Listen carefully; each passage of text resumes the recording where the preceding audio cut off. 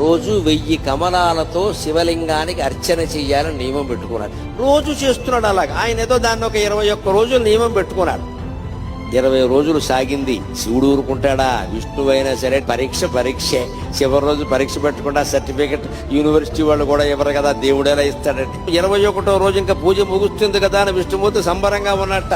రోజు చెరువులో 1100 కమలాలు పైన పోస్తున్నా, నేను 1000 పోస్తున్నాను, బాగున్నావు చూసి అంచేత అలా అని పెడితే ఆ వేళ ఆశ్చర్యకరంగా 999 పూసాయి. ఎంత వెతికినా 1000 కమలం కనపడలేదు.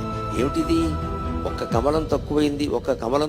ఈ కమలం ఎక్కడి నుంచి తేవాలి అనుకుంటే ఆయనకి ఏమొచ్చిందంటే, నన్ను అందరూ కమలాక్షుడు అంటారు కదా, నా కళ్ళు కమలాలే కదా, కమలం తక్కువైతే ఏమైంది, ఇంకోటి తక్కువైనా పర్వాలేదు, నాకు 2 కళ్ళు ఉన్నాయి కదా అని ఒక కన్ను బాణంతో తీసి శివుడు పాదాల ముందు పెట్టాడమ్మా. అది విష్ణువు యొక్క భక్త కన్నప్పెంతో విష్ణువు అంతే.